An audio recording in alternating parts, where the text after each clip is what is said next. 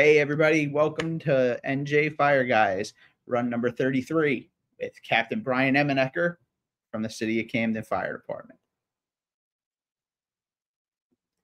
Captain Bryan Emenecker, a 27-year veteran of the fire service and a retired captain from the City of Camden Fire Department, as well as a former member of New Jersey Task Force 1. Bryan started his career in the Cherry Hill Fire Department and after 3 years was appointed to the City of Camden.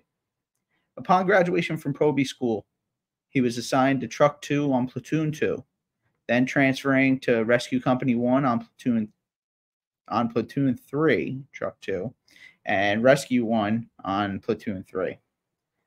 Promoted in 2008, Bryan was assigned to the training office and then to Squad Company 7, where he served for 3 years. He finished his career out back at Ladder 2 and Rescue 1 when he retired in 2020. Captain Emenecker has spoken around the country at many conferences and is an instructor with South Jersey-based training company Safety and Survival Training LLC. He is currently enjoying the retired life with his family in Eastern Tennessee. Without further interruption, I'd like to introduce Captain Bryan Emenecker. Hey, Cap, how are you tonight? How you doing, buddy? Good, good. I'm glad to have you. I've been yeah, man. Forward to this.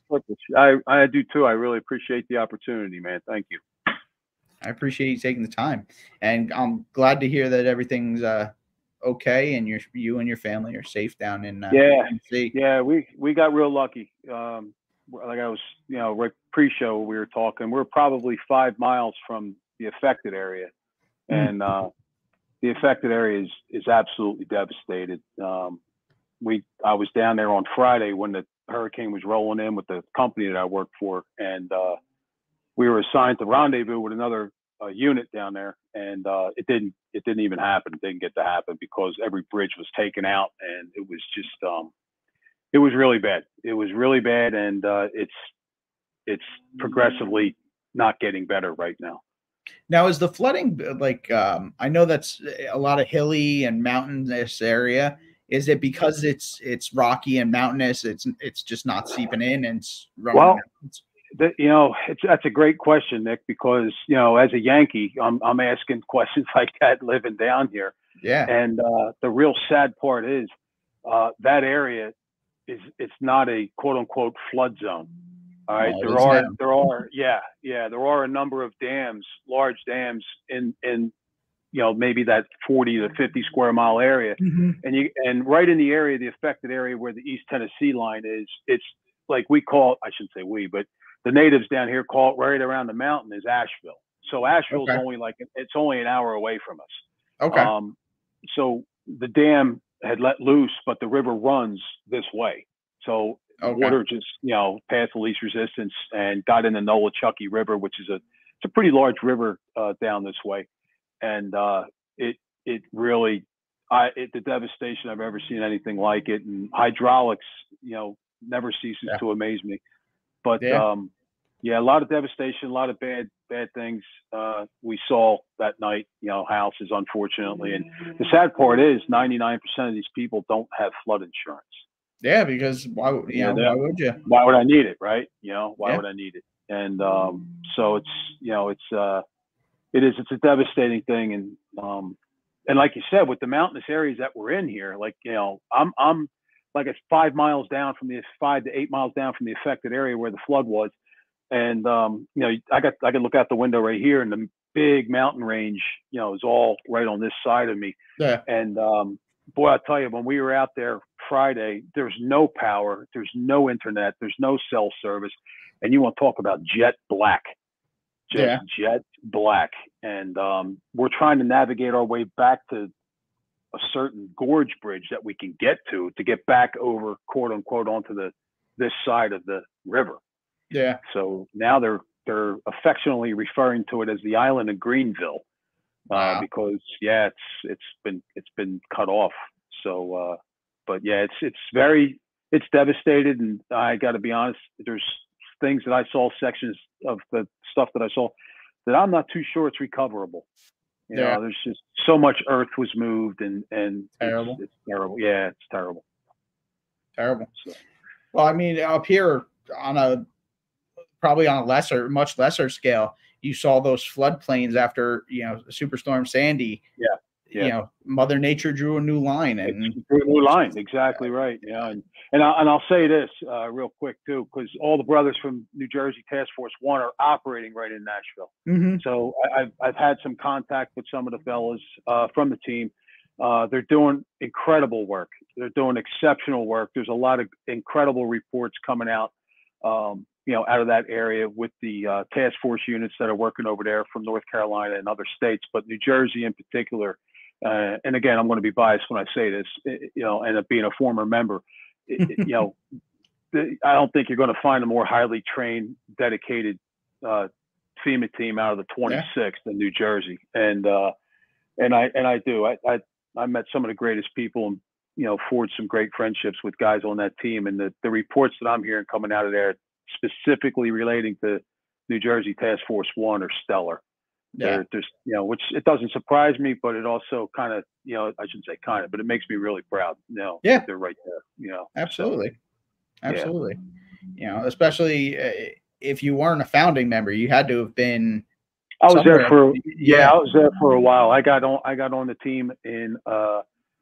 I believe it was 03, and I spent I spent a number of years there. I was a squad officer. I was fortunate enough to be a squad officer. I was an instructor. I did a lot of UAC classes. So a lot of the brothers in the cities in Jersey went through the UAC classes. I was one of the instructors for those classes there, and just real fortunate, man. It's a great organization, and you know, in my opinion, they're second to none when it comes to the FEMA umbrella. Absolutely. All right, so let's get into the show. So, you know, where did Bryan grow up, and what got you into the fire service? Yeah, so born in Camden. Our family is originally from Camden City, goes back a long, long way. And I didn't grow up in Camden City. Grew up in Cherry Hill, and lived 3 doors up the street from the local volunteer firehouse at the time, right there, you know, right down the street from me. Okay. And you know, back in those days, in the 70s into in the early 80s, they would have these, you know, the big whistles, you know, the big beehive whistles that would go off and just ring, you know, throughout the neighborhood. And every time that went off, you know, I would just, without my mom or dad knowing or any permission, I would get out of the house and just run down to like the last house on the corner so I could watch the rigs pull out, you know.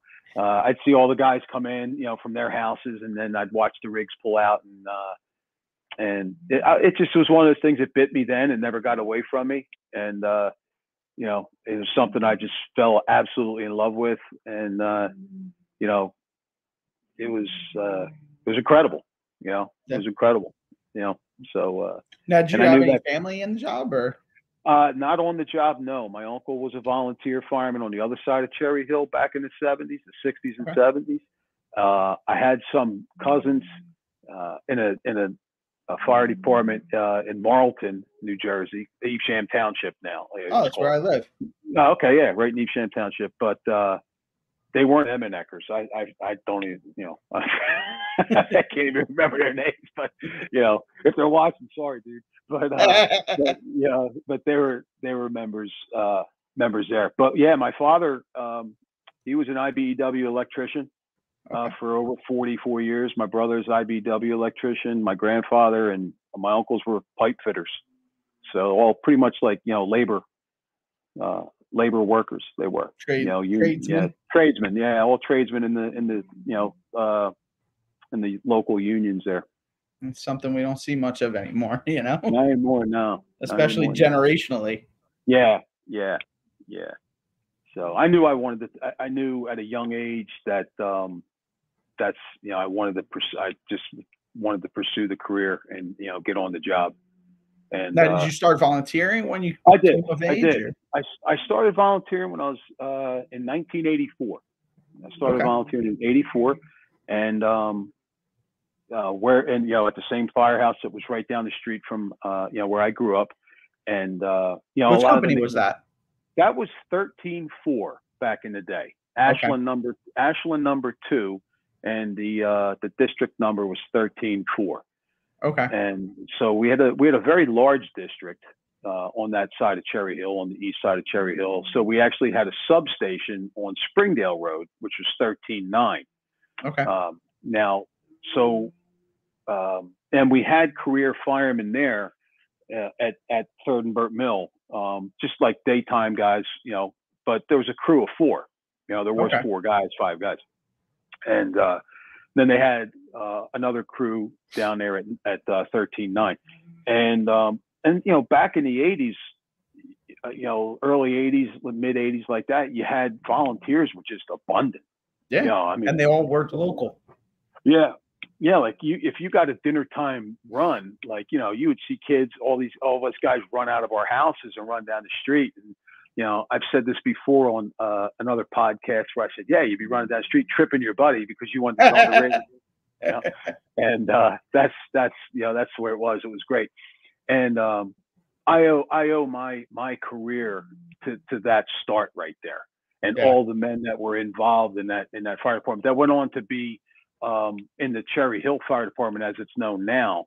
And a lot of those guys out of that firehouse served as a major nucleus in what is now the Cherry Hill Fire Department over the years. And it's a debt that I can never repay to those guys. Those guys are, they mean everything to me. And I'm forever grateful. And, just, I can't say enough about it. Just great people, and incredibly blessed that I was to be around guys like that in our neighborhood. And I mean, to be honest with you, Nick, there's probably,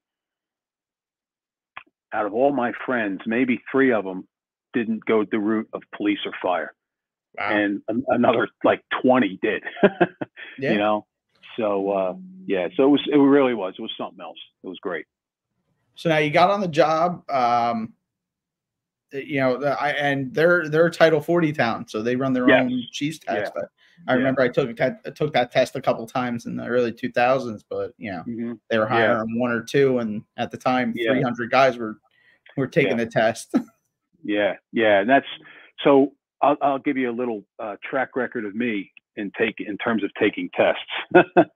So I took NYPD in 1989 with 46,000 people.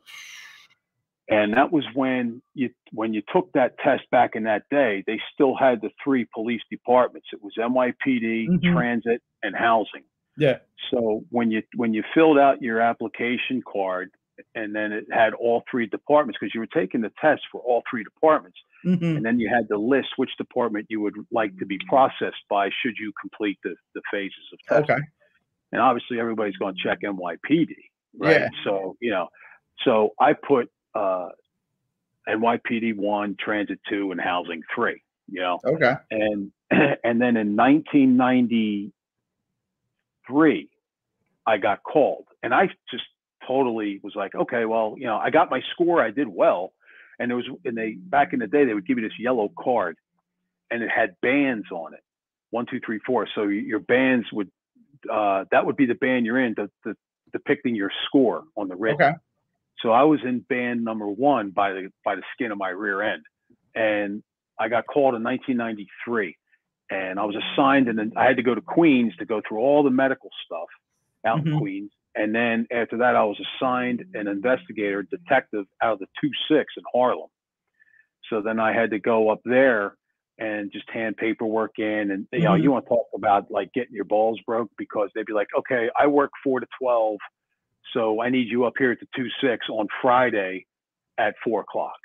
Yeah. So, and they knew I'm coming from South Jersey, right? So I'm like, I'm leaving my house at like 12. Yeah. know? And I'm sitting in, how bad does this kid want it? Yeah, right. So now it's like I find myself sitting in a parking lot in Harlem in 1993. You know what I mean? And you could start seeing the regentrification of the neighborhoods, right? But still like the old fire factory. You could still see the the remnants of the fire factory. So I did that, took that, and during that time I was taking a lot, and I took FDNY. And I took FDNY with 68,000 people. Oof. Yeah, right. Oof. So, and got my ticket for that. But I never got a chance to take the physical agility. I scored like a 93.5 on the written, but I wasn't in that band where they wanted, to bring guys in. 64,000 people. You know what I mean? So, and it's like, hey, whatever. But in that time, I was still taking tests, and the whole time the goal was Camden. The goal was Camden City, and Cherry Hill, consolidated all their districts together and formed the one fire department. I was hired on as a provisional fireman in early '94, January of '94. Took the written exam there. Scored better than I thought I was going to do, and then I got hired in '90. I got hired in '95. Early '95, I think early '95 I got hired, and so it was like I did like 2 years in Cherry, almost 3. The 1 year of provisional, but I bought it back, so it's like it falls into the pension. So it was 3 years on the job, and then I had already taken the Camden test, and so when I took the Camden test, and then I got all my scores back, and I landed really well on the list. I was like, oh man, I'm right there. Like I'm on the doorstep. And all of the guys, like all my classmates and I, we kept getting notified by the city. Like November of '96, we were getting notified, hey, here's your letter of intent. You're going to get hired in December or whatever it was. And then it got pushed back to February '97. So February 2nd, we got sworn in of '97. Okay. And then, there it was. I was, fulfilled my dream and my childhood dream, and I was officially a city fireman recruit. And off to Probie school I went. And, now, what was the Probie school like back then? Probie school was it was 16 weeks. We did 16 weeks, and my class, my class was the first class that did a 3-week EMT class. Oh wow! Yeah, 3 weeks. And I was already an EMT because I was when I was on the job in Cherry Hill, I was an EMT. Okay. So I was already an EMT. So, I didn't, I basically, what I was doing was playing victim, and trying to help my classmates out as much as I could, because I would tell them, guys, look, just because I'm an EMT doesn't mean I'm a good one. You know what I mean? You know what I mean? It's like, I'm only doing this because I got on the job from the fire department, but yeah, so we did that, and and all my classmates passed, man. They kicked ass, Really? they all got their EMT, and and like it would be funny because guys would be like, yo, B, man, like, dude, do we gotta like, jam stuff down somebody's throat or something like this? I said, nah, dude, you don't have to do nothing like that. I said, you'll probably see medics do that, but we ain't doing that. I said, the good thing about Camden Fire Department is the extent of our first aid and EMS is assisting in a lift or force entry into a building. You know what I mean? For works EMS. for me. Yeah. Or like on a car wreck, maybe hold somebody stable so EMS can get in there and put a collar on. But yeah, and so it was that was the first, the one hurdle, and it was, like I said, it was a crash course in 3 weeks, and all the brothers did great, man. They all passed, and it was funny. We were all laughing it off. But yeah, it was 16 weeks long, and it was the basic Fire One curriculum back in those days, and this is a hose, this is a nozzle. Yeah, which obviously hasn't changed. No, it really hasn't. And I'm not saying like, and again, and to my ignorance, I haven't been in the IFSTA manuals in a little while. But if you can master the basics and just absorb the basics as much as you can, in my opinion, the key, if you can master the basics, you're going to be the Jedi. You will be the Jedi, and just that's all it is. No matter what line of work, like the guys that I know that worked at the Delta unit in the Army down here, and that's what they say, man. All the Ranger guys, same thing. They're like, dude, you master the basics, bro. You gotta keep driving, and that's where it starts. Discipline, in those skill sets. So Well, and like another veteran Cherry Hill guy that was on the show earlier this year, Chief Darrell Riley. Mm-hmm. You know, what is it? I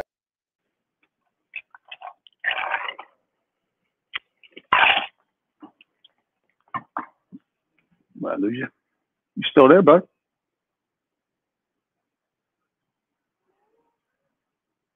I don't know what the hell I just did. I don't know either, but we're here. But Chief Riley was saying, let me pull it up. I don't want to.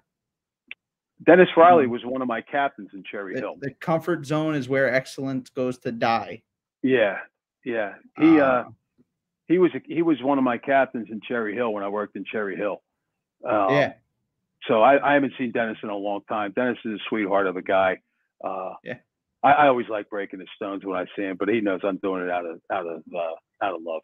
You know. Great guy. I was watching him on Facebook. He's always posting his workouts now. Jesus. Yeah, man. He's he's and it's awesome to see, because I'm a firm advocate of that. You gotta get your body going, man, especially in the fire department. That's you're being called to from a 0 mile an hour to 150, to somebody's worst day of their life. And so you're there to perform.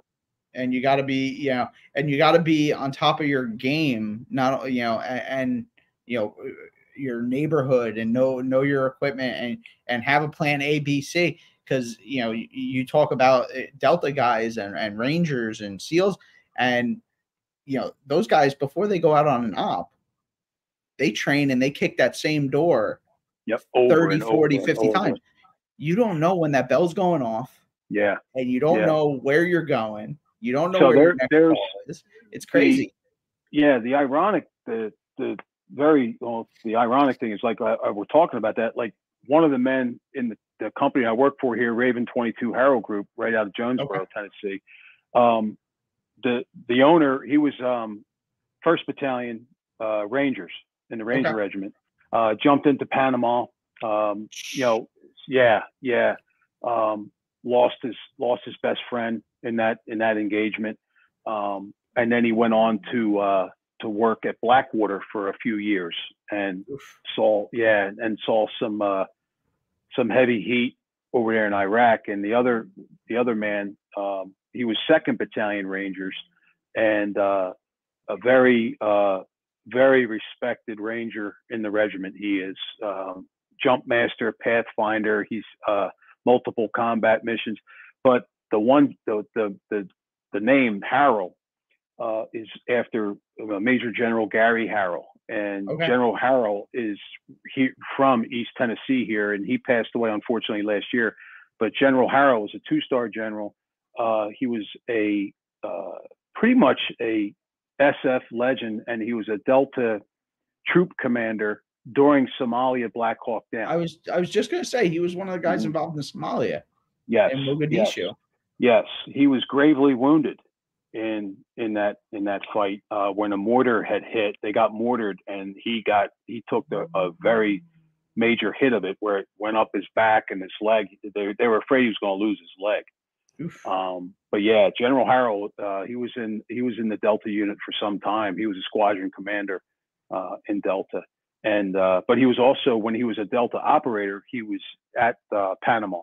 So when you look into that mission down there, there's a part of that mission where one of the little birds crashes, and it lands on one of the operator's foot, and the bird was already in the street, and then they were getting engaged, and they started going. General Harrell was in on that. Oh wow! And, yeah. I think he might have been a major at the time, but but yeah, he was a real big guy, big burly dude, but a legend, down here in East Tennessee, but also as well as the SF community in the Army. He's mentioned on Sean Ryan's show by Tom Staggerly. Yeah. Tom Staggerly. Yeah. But I've had an incredible opportunity since working with Raven 22 Harrow Group to meet a lot of guys that have done these missions. I've had a great opportunity to train with them, to shoot. I'm actually going to be doing tactical shoot this weekend coming up that I've done over at a range that we have that's owned by a retired Green Beret, and it's a lot of fun. You know, it's real challenging, but it's a lot of fun. It's probably gonna be the last time I'm doing it because I'm too freaking old to be, you know, running around with a bunch of crap on, you know. But anyway, yeah, it's a great community. It's just a mindset. Yeah, I know, right? My hair's still in my head, so I'm good to go. Yeah. You know? Tell my joints that in the morning. Yeah, exactly. It's like I need a can of WD-40, you know. All right. So when you got on the job, you got out of Probie school. What you went to? I went to 2 truck. Okay. I went to two truck on the 3rd platoon, and Camden Fire Department has 4 platoons, and we do 24 hours on, 72 off. Were you guys doing 24s back then? Yeah. They actually just went to 24s. I think like a month before I went into the academy. They used to do 10s and 14s. Mm-hmm. And so, you know, then we went to 24-72. I went to 2 truck, and at the time when I went to 2 truck, it was 2 truck, 8 engine, and the 3rd Battalion in the house that I was in. Okay. All right, because we had more companies, you know, in service when I got on the job, and unfortunately, cities of comparable size know that type of fiscal pain and all that crap, and the first thing to get cut is the fire department, you know. Yeah. But yeah, it was a 2 truck, and the rig was a 1986 Horn tractor drawn fire spire. Yeah, it was an awesome rig, man. It was so I learned how to tiller. You know, I was a tillerman. Yeah, best seat in the house. Yeah, and it was a power assist trailer, so it was almost like having a power steering in the rear. Oh, you know, shit. But the thing was, when the rig would go out of service for, you know, repair or whatever PM, you were in a 1960 something. we got either we got a 1977 Snorkel, right, or we got the red sled, which was a 1994 Freightliner cab with a 1975 Maxim trailer that had gravity outriggers. So, you know, you'd pull them out, and when you spun the foot, the gravity would, you know, the weight of it would take it down.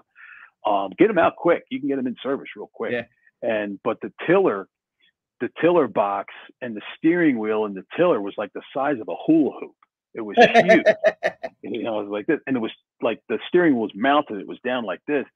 So, like, if you hit a bump, your back's getting wrenched, your knees hit the steering wheel. But yeah, it was cool because, you know, you drive in history you think about all the brothers that came before you that rode this thing during the war years, you know what I mean? And so, yeah, it was cool. It was cool. But yeah, 2 truck. I think you boys are still going through the war years down there sometimes. Yeah, man, they put line in the street yesterday twice, once up in North Camden, and then they had a good fire out in East Camden on 25th Street with a good frame, 2.5-story frame going. And, you know, I've always said this, and again, because I'm proud to have had that patch on my shoulder. The Camden Fire Department, you know, we do a lot of things, or we did a lot of things, I say did from the past, but, you know, could we have done them better? Yeah. But the one thing that we do very, very well is put fire out. And, and it's only, and that there is that generational, it's passed down in the generational, you know, mindset of the guys saying, get in there, be that pipe hitter, that hard hitter, you know, and get aggressive, deploy your hose line and go get it. And that's something that, you know, I noticed real quick, you know, when I was in Probie, you know, and, you know, carries through today. I mean, they, from what I understand, they got a really good bunch of Probies in the job right now. And they're being trained by a bunch of, you know, really good dudes, you know, solid firemen, captains, just, you know, good people, you know. Yeah. And it's good. By the way, I know I think I brought this up to you. That's right. You did. This is made. The gentleman's name, Cordell, and there's an age, 1988 on it. So the background of that is Chief Jim McMaster. McMaster's, yeah. He was Car 2. I forget what year he retired. 90, I think 91.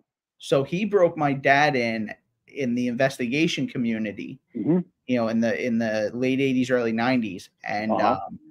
And he actually, before he retired, he started working for my dad's company. Oh, and okay. my dad would send me out with him, if he was going out to a job and my dad was doing paperwork or was in the firehouse, he'd go, hey, go meet Mr. McMaster or another guy, Jim McKendrick. He would tell me go meet them and learn from them. Yeah. And Chief McMaster and his now late wife were downsizing, and he had some memorabilia and stuff, and he's like, here, he's like, he goes, if you don't take it, it's just going to go in the dumpster. So the story behind is, I guess they were knocking down one of the firehouses in or around 1988, and earlier than that, it was probably headquarters. It was probably the old headquarters, which was the Courier Post building, and they were building new headquarters right across the street on 3rd Street, 3rd and Federal, and that was in 1981. Okay. So yeah, that would probably correlate the time frame, I think, with that painting. So that's actually made out of the wooden lath from the firehouse. Really? Oh.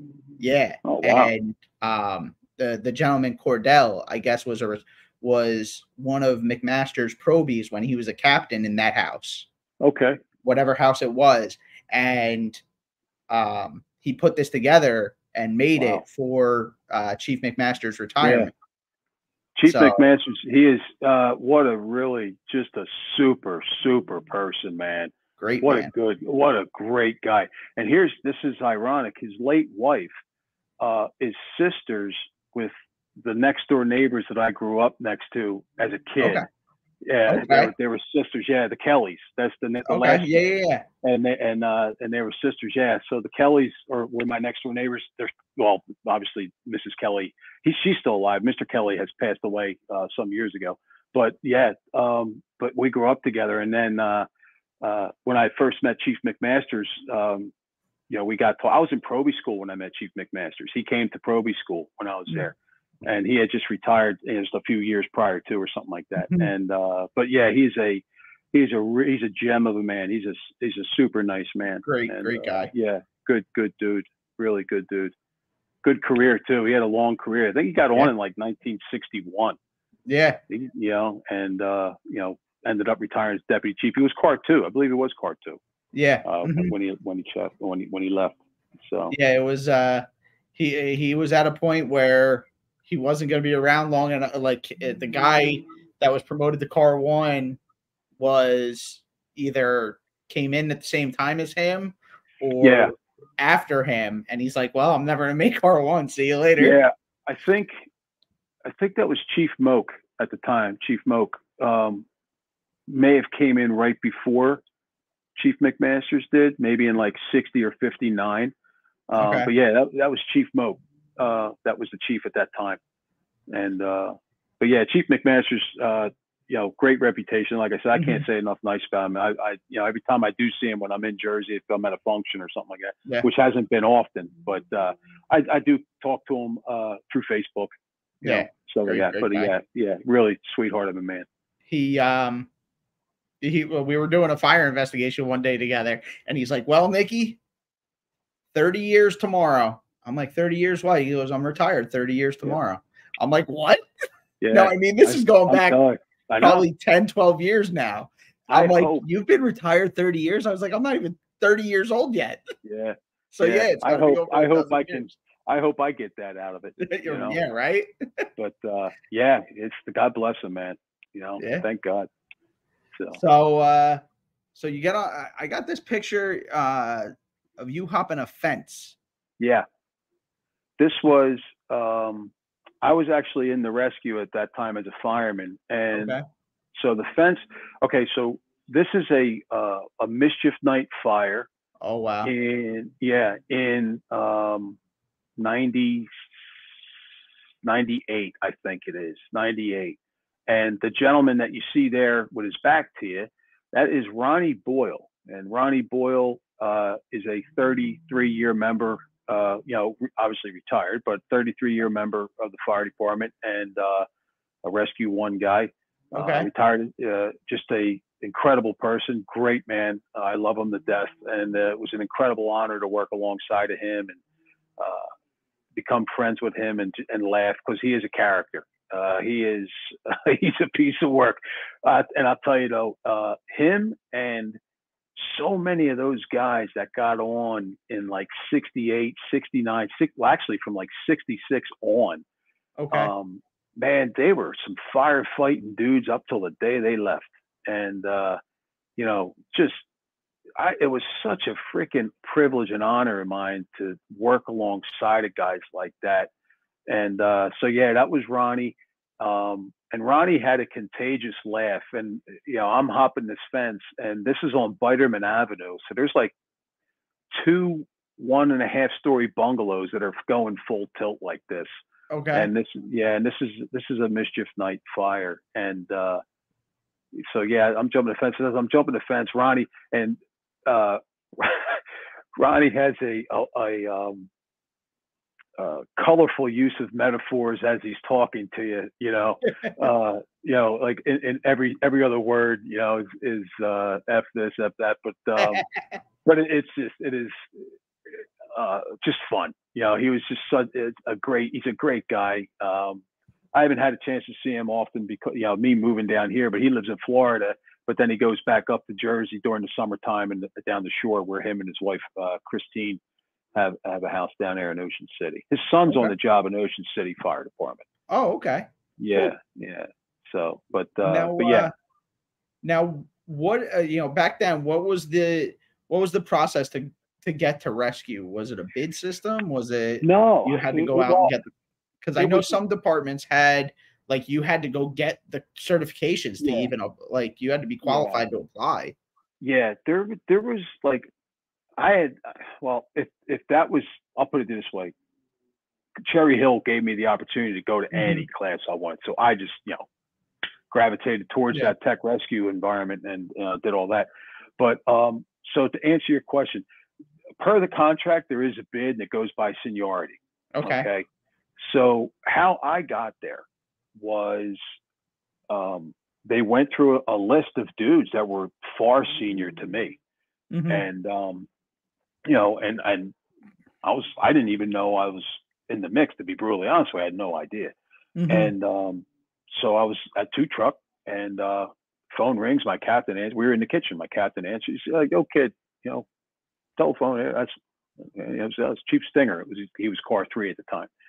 And forgive me, he may have been car 2. I don't know. But I can forget. But anyway, he called me. I said, "Hey, Chief, how you doing?" He said, "Hey, Bryan, listen, you know, would you like to go to the rescue?" And I just thought it was like a detail. You know what I mean? Like for the day. I thought, yeah, you know, and I kind of thought it was weird because my battalion chief, you know, would obviously know, because we had the battalion right in the house. And I said, "Yeah, sure. Like for like a detail, like, you know," like, "Oh, no, you know, we want to put you over there, keep you on the same platoon, and just put you over there." And I was, you know, wow. And I was out of my Probie time, maybe 6 months, 7 months. Oh, wow. And yeah. And what happened was, I said, you know, didn't anybody want to go there? And they're like, nah, not all the other senior guys didn't want to take it.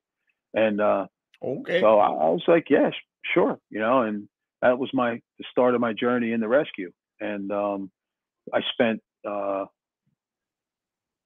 10 years as a fireman in rescue right before I got promoted. And in 08, there's me there. Yeah. And that was on the Avenue. That was when we were on the Avenue. So right there is Captain Mike DePascal. That's myself. That's Manny Martinez, and that's Dave Dilks. All of us are retired now. And at the time, Captain Mike, he retired as a deputy chief. Obviously, I retired as a captain. Manny retired as a captain, and Dave retired as a captain. So, you know, this was a great company. A lot of, you know, did a lot of great work with these guys. I learned a lot, and we had a lot of fun. We had a lot of fun. So it was good. That's awesome. So you were like, I thought you had been on a few years before you made the move. No, yeah. And, you know, obviously, you know, the ball breaking ensued after that, right? But it's like, yeah, whatever, you know, it's all good. You know exactly. It's all good. At that point, At that point, I'll take it as a compliment. Yeah, I Take it didn't, as a sign of jealousy. yeah, I didn't care, you know what I mean? It was all good. And, I was just loving every minute of it. And, the great thing at the time, we were getting such a tremendous amount of overtime. Okay. So, you'd work your 24, and then that day off, the second day off of your 3, you would get called for overtime, and you would probably double out, meaning another 24. Yeah. And, cause we were short, probably 40 dudes. And, so, I could work at rescue, and if I wasn't at rescue, I would go up to 7 engine, or I'd go to 2 truck, and I would stay in that big local of that area. Yeah. And, and was very, fortunate enough to go to a lot of fires in that area, right? That South Camden area like that. And, but yeah, so I garnered a lot of experience, learned a lot from a lot of guys, and, it was just, again, incredible. It was awesome. So now in your early years, what was the makeup of the department for the people that, may not know? Yeah. So when I got on the job, we had 11 engines, 3 ladders, a rescue, and 3 battalions. Battalion 1 would be out of headquarters downtown at 3rd and Federal.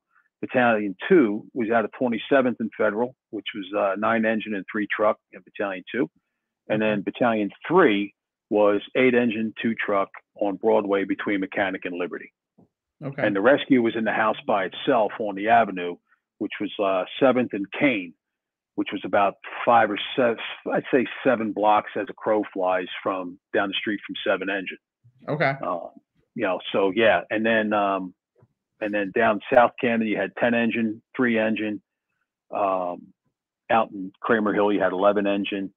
At headquarters, you had engine 1, 6 engine, ladder 1, and then the 1st battalion. And that was the company complement of the city. And then obviously out there, 27th Federal had 9 engine and 3 truck. And now, what was the staffing like on everything? A captain and 4. Oh, wow. Some rigs had 4, some rigs had a captain and 3. But the clause we had in the contract was the rig does not move without 4. And we didn't have actors. So if a captain was off, it was rank for rank. So like if 1 platoon was working on duty, 3 platoon was up for overtime, and then 2 and 4, worked together. 1 and 3 worked together. And so yeah, that's the way it worked. And so it was we did a lot of overtime. And as a young fireman, it was great. It was because I was always in the firehouse, and that's where I wanted to be. Yeah, I wanted to be in the city, in the firehouses. I wanted to be working. I didn't want to miss anything. I wanted to go. It didn't matter where I was working. I wanted to go to a fire. Exactly. And that's what I did when I was really young. And then as time went on, you still worked a lot of it, and then obviously life does its twists and turns, and you start getting a little more mature and stuff like that, and you meet a nice woman like I did, and you start to run that. You don't want to be to work so much. Well, yeah, I mean, I still did, and that's the one thing, I would tell guys, like, as a young fireman, when you get on the job, and you don't have a girlfriend or a wife or anything like that, man, okay, then make the job your girlfriend.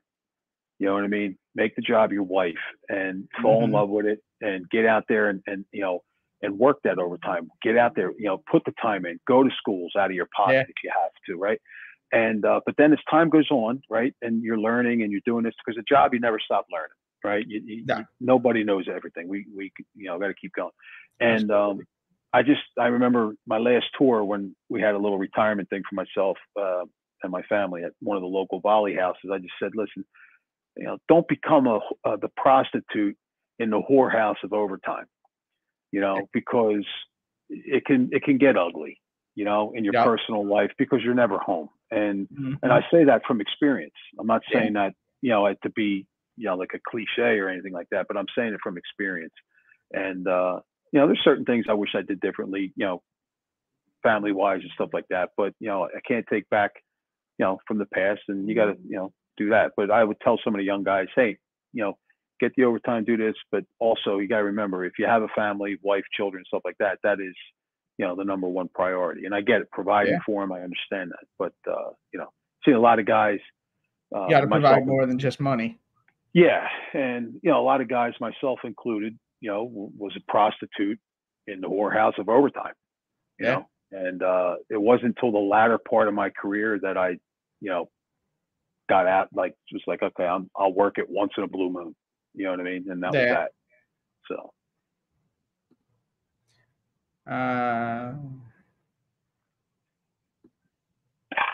Josh, I have to say, doesn't happen often, but I couldn't agree more with you. No, I appreciate that, Josh. Thank you, buddy. I really appreciate it. That means a lot. I've been, and I've been incredibly, just overwhelmingly humbled by so many compliments like that, and guys messaging me, and one after the storm down here, so many dudes say, "Hey man, you guys all right? You guys all right?" And these are dudes that I haven't seen some time or anything like that, but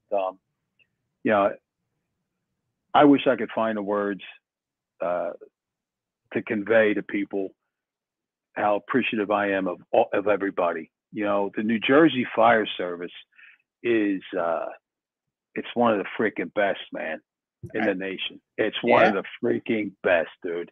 Yeah. And the people that we turn out, the talent, the dedication and commitment to duty, from the tip of Jersey in the north to the tip of Jersey in the south, and then east and west, and that, from the volunteer section to the career to the forestry guys that are nationally renowned, for their work, and then, you get back into all the dudes that go the USAR route and just hazmat and stuff like that. Jersey just pumps out some phenomenal talent. And, I say it all the time. It's the motto of the show. The greatest firemen in the world grow out of the Garden State. Yeah. Yeah. So, and I tell a lot of people down here, they're like, oh, well, I said, we'll probably move back to Jersey. I said, it's my daughter wants to go back and she wants to be a teacher and stuff. And this isn't about me anymore. If my family wants to move to Alaska, I'm going to move to Alaska. That's just the way it is. And buy longer underwear. And you get people saying, "Oh my God, I can't believe he's moving back." Well, dude, first off, mind your business. Exactly. What I mean? And secondly, it's my family, not yours, and it's not about me anymore. It's about my children, my wife. And that's what it is. And you know what? One day, great, but, I mean, I don't know how old your daughter, but one day you're going to be a grandfather, and you don't want to be close to them. Exactly. You want to be close to get the grandkids. So, I mean, everybody's with us. I got my kids with me and my wife with me down here because my daughter's going to East Tennessee State. Okay. She's a senior now, and she'll graduate in May.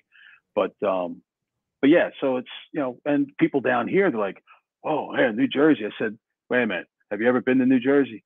Exactly. Well, shut up. I can. Yeah, I can talk about Jersey. Yeah, you can't. Yeah, you can't. Yeah. Well, when I was working at a VA hospital down in Louisiana, the guy, I was alone. I didn't know anybody down there, and I wanted to go home. And one guy looks at me and he's like, every shift I worked with him, he's like, "What's so good about New Jersey?" I'm like, "We got theme parks, we got beaches." I was like, I'm 50. My parents live 15 minutes from the beach. I'm 2 hours from the Pocono Mountains. I'm 2 hours from the Catskills. I got theme parks, boardwalks. And you know what else we got, Nick? You know what else we got that they ain't got? Food. Yep. People down here, they're like, oh, like my wife is Italian, right?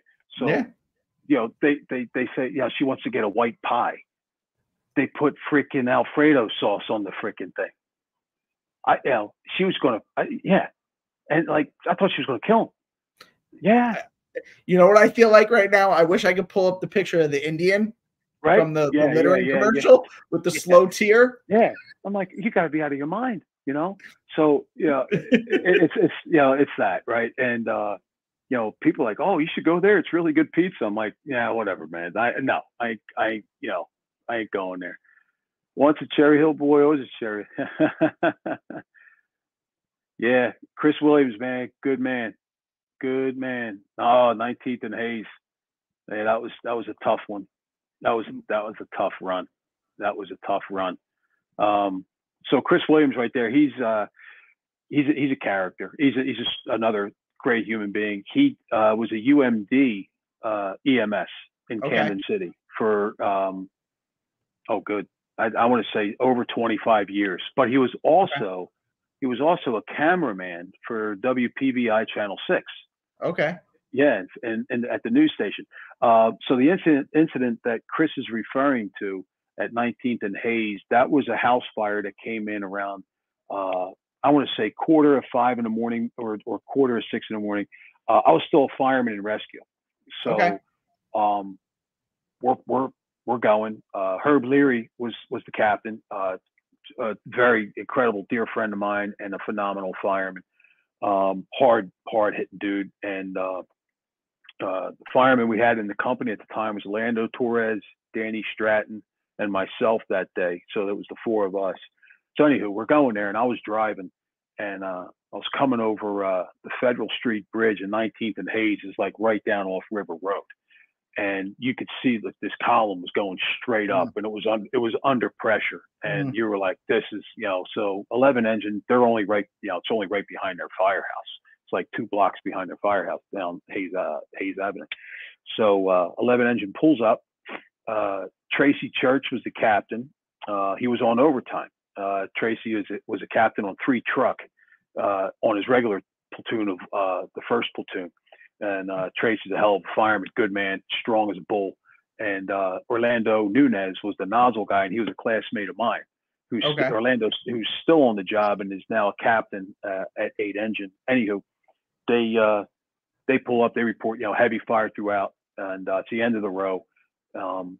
Get there, they're trying to knock fire down. Well, and then 3 truck comes in, and 3 truck was that company on 3 group at that time it was a monster company, big dudes, like workhorses, Hob Matos, Dennis O'Reilly, and I think Jimmy Delgado was a young fireman in that company at the time. Maybe he may not have been, I'm not sure. But anywho, but still, nevertheless, those 3 guys, just tier 1 dudes, and the captain was Sam Balakis. And Sammy is probably one of the best firemen I ever worked with, and he ended up being my battalion chief down there at Battalion 1 on the 3 platoon. And Sammy and I worked together for a long time on the job, same platoon or maybe opposites of 1 and 3. But phenomenal fireman, probably one of the best I've ever worked with, and great captain. But anyway, we get there, and we have a report of people trapped. Well, as we're coming up, it's now you are understanding that there's about 9 people in this house. Oh, wow. Yeah. And it's blowing out the windows like a blast furnace. They got one guy that's on the front lawn. He's all burned up from the back of the head down. Skin's hanging off of him. So, Orlando Nunez, he's in there. He's knocking fire down. Another hose line's getting deployed. Ladders are already thrown. Sammy, Captain Balakis at the time, takes his men. I believe they went in through the rear to try to go to the basement. Okay. So Danny Stratton and I went through the front door and hooked the right, because the stairwell, was going to be adjoining the other row house. Yeah. And so we get in there, and everything that would identify any type of furnishing that could give you an indication of what room you may have been in was gone. It was burnt. It was gone. Wow. So it felt like forever. And then I finally found the stairwell, and I just ran up the stairs. Danny ran up the stairs behind me. And when we did, we ran up the stairs, went right over an adult laying there at the top of the stairs, didn't even know it. Wow. Got into the back bedroom. And when we got into the back bedroom, and the door had gotten burnt through, fire burnt through the door. And we got in the back bedroom, we found a pile of children, and the oldest one was laying on top of all the young ones, that. And the oldest kid, he was a boy, he was in his little tighty whities, no shirt on, and they're all right there by the window. So the greatest thing out of this right here was when I got to the window, I could see the tips of the ladder right there. It was already there. Yeah. So I had radioed out, said, "Hey man, I got multiple children right here, boom, boom." So Danny and I took down like 2 kids on the ladder, and I handed one, like I was coming down, and then one, I think a city cop, Camden cop, grabbed them, and I brought down, and Chris and them were already at the bottom. Chris Williams, they were ready to go. And, we started working on all those kids. Danny brought down the other kids. The sad part is we lost one of the kids. The others lived. The other kids did live. So it was a hard thing for me for a while. It wasn't my first time with children, but, being victims like that. But I had just had but we just had our baby, our daughter at the time. She was a baby. And so, but yeah, there was, and then so what Danny and I did, we ended up going back up the ladder, back into the room, found the guy at the top of the stairs. Danny went forward into the front bedroom and found another dude up front. Wow. Now, mind you, that's just still cranking. Oh yeah, and that's just those people. Like where Captain Sam and all those guys are in, there's 4 or 5 other people, in there. And you got Captain Church and Orlando Nunez. They're getting their freaking asses kicked. You got other, it was an incredibly challenging fire, obviously, but again, it is.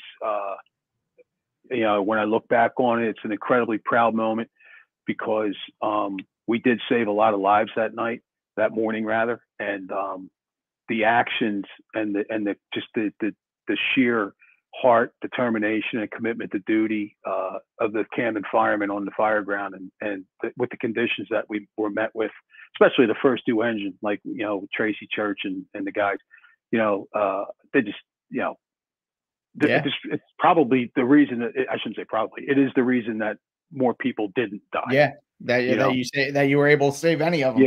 Yeah, and so I don't know. There was all kinds of discrepancies and stuff, or rumor and innuendo about the cause of the fire. Was it arson? Was it this? Was it that? And I think it ended up being, please somebody fact check me on this, but I think it wasn't some type of incendiary issue, with a device or something like that. But yeah, that was one for the books. And throughout my career, I had a few like that. And unfortunately, that's what you're going to see. That's what you're going to get. So, there's Eddie. My man. That's my man right there. So Eddie Frontado, he's captain there at Rescue 1, 3 platoon. I believe they're working tonight. They're working today, route. Yeah. And Eddie's a former member of Task Force 1, incredible talent, incredibly sincere person too. He's a good family man, and he's a dear friend of mine. I have the utmost respect for him. He's a hell of a fireman. He's got a lot of respect by the guys, and he does a great job, and he always has since the time he's been on. And all the guys have. And there's like we said, like New Jersey pumps out like just incredible people, right? Yeah. So when you look at some of the guys you've had on, like Aldir Pratt's, right? Chief Pratt's, right? Dear friend of mine. And, I can't say enough good things about him. I think the world of him. He's just an incredible person. Mike Turpak, another one is just. He's on tonight. Yeah. Is he? Yeah. So, Chief Mike, I love you, brother. And, he's another, Chief Mike is and same with Chief Pratt's, when you have guys like that and doing what they do and what they've been doing to make the fire service that much better in terms of guys coming on the job, guys on the job, guys studying to get promoted,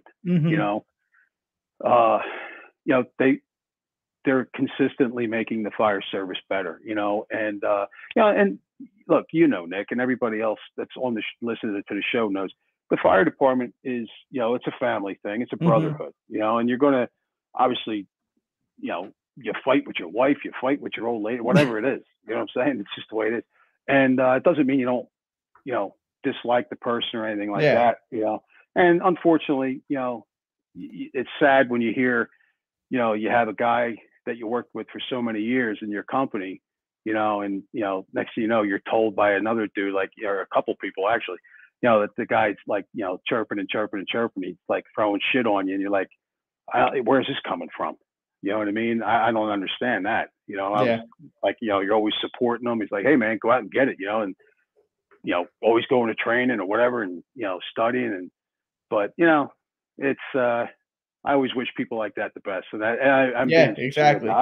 I'm being sincere about it too. It's like, all right, bro, whatever, and that's that. And I understand you're on the captain's list and you're getting close to getting made. And I hope you do get promoted because you've worked hard for it. And, it's a goal of yours. And I hope you get it, and I hope nobody does to you what you've done to all these other people. Yeah. Or to somebody like me, you know what I'm saying? But whatever, you know what I mean? If that's the way you want to row your boat, whatever, you know what I'm saying? 100%. But, hey, but what goes around comes around. Karma's a bitch. Well, it is what it is. So now I have to ask you, and we spoke about this.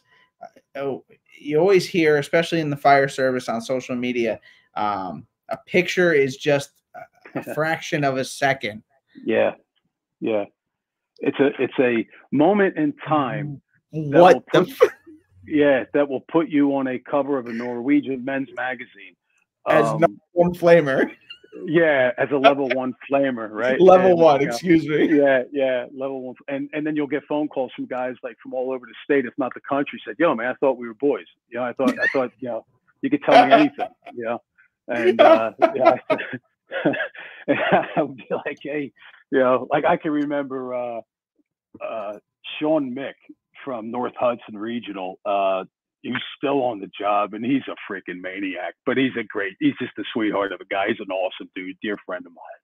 And he had called me up or something like that. He texted me the picture of the magazine, and I would not expect, or not. I shouldn't say that. I would expect. If anybody was going to do something, Sean Mick's going to do it. And so the picture. Because I mean, this picture even gets even worse because about a second and a half later, here's the Jesus. Yeah. So this one was on. This is South 5th Street. I think so. South 4th or 5th. Whatever. But anyway. Not far from our firehouse. It was a 2-story frame, semi-detached. The number 4 exposure attached to the building was a legally occupied dwelling of similar height and construction. Was it legally or illegally? No, legally, L. Oh, it was legally. Yeah. Okay. Yes. So when we pulled up, obviously it was a working fire, but it was not venting through the windows. And like I said, I got the other picture of it somewhere, but it's there's a picture. Now, the person who took the photo, I'll get back to that real quick. His name is Dave Hernandez, and Dave is well known. Yeah, Dave's well known. Yeah, I've seen a lot of his stuff. Yep, for his photography. Dave's a sweetheart of a guy, and he takes some really good photos and has done some exceptional work in the metropolitan area, from Camden to Philadelphia. But yeah, so he took the photo, but he got a photo of me when I'm walking up to it, and I'm putting my gloves on, and I don't even have my mask on yet, and I'm just basically throwing a quick size up, and you could see the windows, you could see the big heavy glow behind the windows and stuff like that. So I kneel down, put my mask on, get all dolled up, ready to go. I get up on the porch, I go to take a freaking window. Next thing you know, the sun's coming up, and and so what you don't see is Squad 7 is, they're right there, and they're, they got the hose line. I was coming off the porch. Once I got off the porch, Squad 7, they were already rocking, ready to go up. And Squad 7 on our platoon was Captain Gabe and Jemmy, Tony Smalls, Joel Thompson, and oh my goodness, forgive me, I can't remember the last guy who's the pump operator, but is that incredible this crew? No, that was a job that one of my last fires that we had before we retired in some abandoned commercial shithole. that we had. But anyway, so sevens comes up, hose line's ready to go, and they get right in through the front door. They start knocking fire down. Engine one comes in with Captain Batalico, Frank, and a couple guys. So they go in. So then myself and Anthony Church go right in behind the second hose line. They were kind of doing one of these, like sevens went off into the main body of fire, Okay. and engine one started going up the stairwell. And that's when Anthony Church and myself just followed him right up the stairs, try to get search, get a search to going. And so and it was really odd because this house here had obviously the primary stairwell, but then when we got to the top landing, it had another stairwell going right back down to the kitchen. It's one of the only Camden houses I've ever seen that had that. It was almost like a mother, it was really weird. That's almost like a Queen Anne, like the servant stairwell or something like that. Stairwell, exactly. But I don't know many row homes in in Camden. Never saw. Yeah, so wild. So yeah, but with the amount of the body of fire that we had, it was front to back, top to bottom, and 3 hose lines in place, and all those pipe hitters on those hose lines knocking the fire down. We kept it to the house of origin. It did not extend to the number 4 exposure there, to the Delta exposure. So again, and it's just a testament to to those guys and the way they work and what they do. So I always said that the people in the city of Camden can rest easy at night knowing that there's men like Eddie Frontado and those guys that are on duty right now that are ready to go get them. And just great guys. Eddie's got some younger guys in the company now, and Stoop, just really good dudes, good guys. And I miss the job. Obviously, I miss going to fires. I miss getting on the rig. But it was time. It was time to go. And like I said, it's my family. There's one thing we want to get back, and that's time, right? So we can't. But so that's I owe my family everything, and I wouldn't be where I'm at without my wife's support and stuff like that. Absolutely, absolutely. So now, what is you were talking about this? This looks like a very long day. Yeah, it was. That was what we referred to as an all-nighter. So that's 17th and Federal. That's Concord Chemical, and back in the day, they used to make soap at this large 3 to 4 story facility. And this was in 2012, 2011, I think. It may have been 2011. I'm not sure. But anyway, it was a very upsetting time in the Camden Fire Department because it was when we suffered layoffs and demotions. So the morale couldn't have been lower in the fire department. It was terrible. Now, what were you guys down to at the lowest? Because I remember you said it was 11 engines, 3 trucks, the rescue, and 3 battalions. Yeah. So now you got on. What was it down to?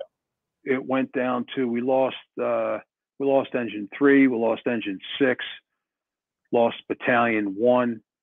I'm sorry, battalion 3. And it's like a little smoke screen kind of thing now down at Liberty Station with the ladder company and the rescue. It's like, you got 5 guys running freaking 2 companies. You know what I mean? If a job comes in, the truck goes on all the, pretty much everything. If it's in service, So it's like, it's fictitious, for a lack of a better term. And I really, it's just the way it is. The truth's the truth, and the truth stings. And that's what it is. It's a fictitious, it's a veneer wall. You have 2 companies down there with 5 guys running 2 rigs. And they want to pose that this is in service. No, it ain't. If I'm in the ladder company and a pin job comes in for rescue one is out of service. Yeah. I can't magically appear like the I Dream of Jeannie, me and the 4 guys in the rig to go. You know what I mean? Yeah. It's just, it's a sore spot for me. Cross staffing. It is the word. It's a sore spot, and it's horrible.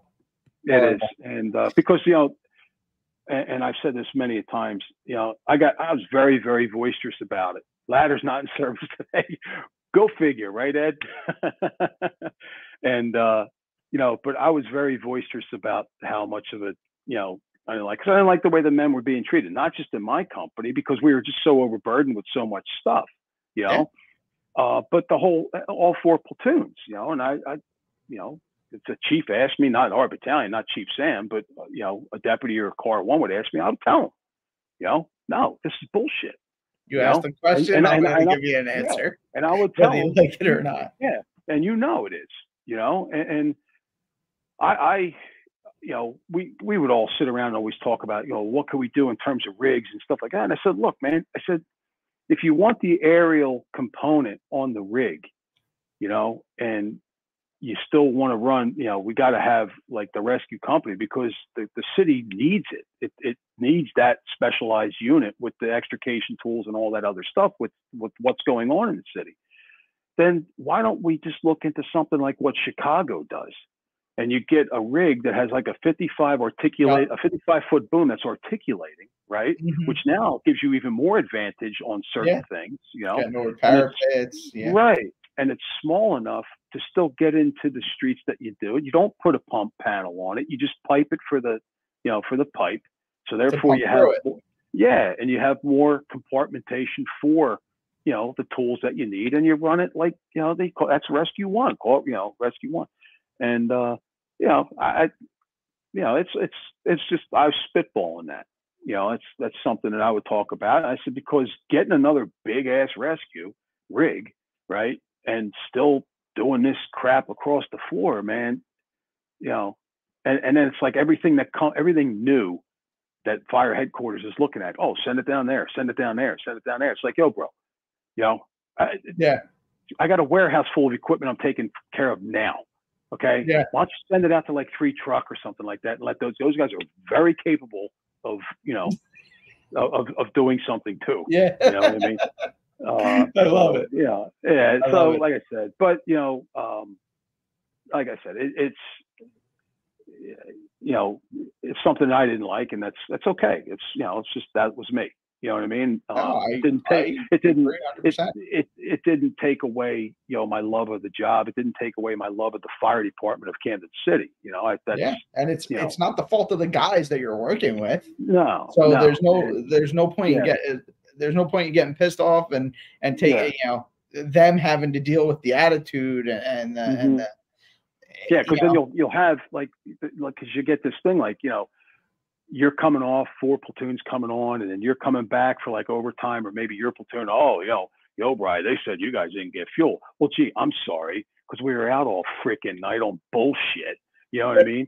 So I didn't get fuel in the rig. You know what I mean? We did get fuel at like 4 p.m. before we went to 13 calls. Yeah. And now that's not a problem I have. But. Yeah, right. Yeah. So, but hey, it's like I said, the Camden Fire Department is, it's everything to me. The members are everything to me. I love it. I loved it, and love the department, love the job, love the men, and it's just incredibly blessed and fortunate to work alongside when I came into the job up until the day I left. With the people that I had the incredible privilege of working alongside with.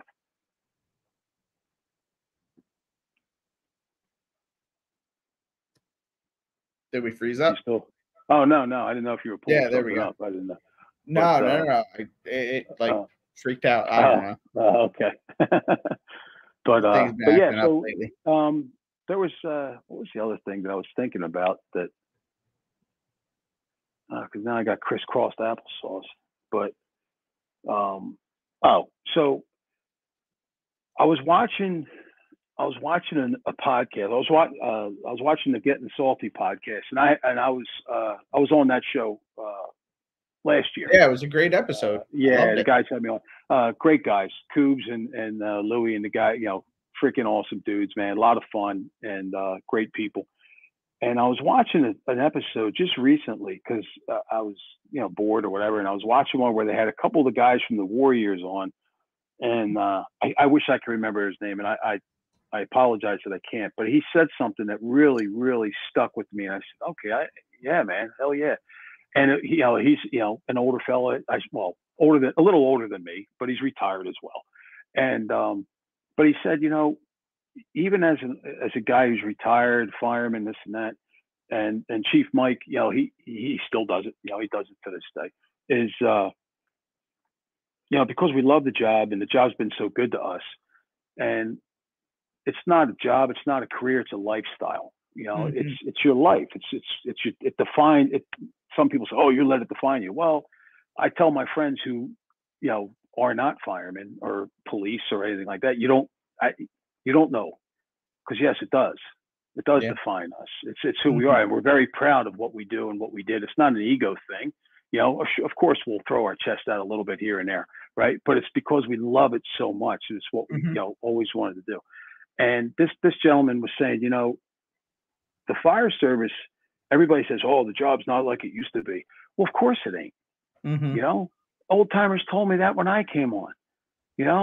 And other guys are going to say it to the generation coming in. "Oh, the job's." You're right. It's not. Okay. But you know what? These guys that are coming on, these young guys that are coming on, are filled with enthusiasm. They're filled with, "Oh man, I want to go. I want to go." So you know what? Feed them.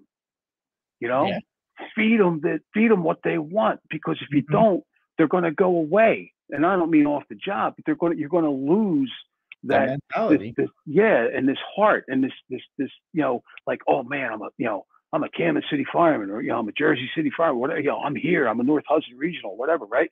And it's like, okay. And again, you're of course you're going to have guys like, "Oh, take it easy, take it easy." All right, well, dude, you know what? Whatever.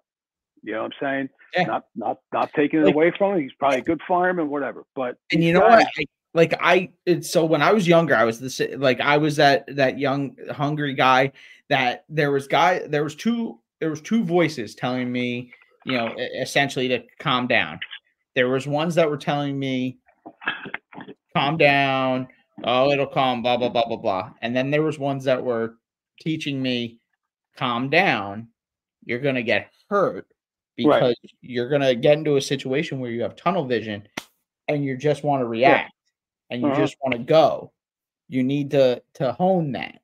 Yeah. And to me, my young, ignorant mentality, I didn't understand what they were saying, and I thought they were naysayers. I thought they were the rest of the people that were telling me, "Calm down, simmer down. It's just a game." It's maturity. It comes with maturity, and as a young fireman, you want the older guys' respect. You know what I mean? So you want to prove to them, I could do this, I could do this, I could do this. And like when I walked in the 2 truck my first day, there was like 135 to 40 years of experience in 5 guys at the table, right? Yeah. I didn't say a freaking word. I stood in the corner until I was spoken to, and but because that's just it. Like, respect is earned, not demanded. Respect as a person is something that you should give. Okay. But respect is earned, especially in the fire department, in that institution. And so that this guy from FDNY was saying, like, I'm paraphrasing, but he was saying those things. You have these guys, and remember, when you were a Probie, that's the way you felt, right? That's the way you felt. You were that horse rocking and rolling in that starting gate, like you couldn't wait till that door got, like, the bell went off and they hit that door, right? And so, feed those guys. And the guys are in the fire department that are the right people. You have the right people in those places to do that, whether it be a fireman, like a senior man fireman, or whatever. It could be a guy that has 10 years on that could take a kid under his wing, and learn that way. And, that's what needs to be done. And I agree with that, gentleman. I think the fire service it's just as good today as it was when I got on. It was when you got on. It was, what I mean? It's just as good today. And, and look, we're not all going to wake up every day and be like, zippity doo, guys, rah rah. You know what I mean? And like, golly jeepers, here I am. Let's go. No, I mean, you're a human being. You're gonna have ups and downs and stuff like that. But and when I had those days, the men always, I fed off the men, because they're that type of people, and I was very, very grateful for it. And that's what that's why I think the fire department and the institution, it's what we do. It's what we need. And I think and I agree with that man. And I'm sorry I can't remember his name, but I agree with him 100%. And Yeah. it's good. It's good to see the Chiefs, like, and it doesn't even have to be, don't have to be a Chief, but you see guys from all over the country. Like, I had the opportunity to speak at the Into the Job Symposium out in Wichita, Okay. which was probably one of the best conferences I ever spoke at. It was like 850 dudes out there in Kansas, and Wichita, man. Let me tell you something. Those dudes, They man, work. them boys. I'll tell you what.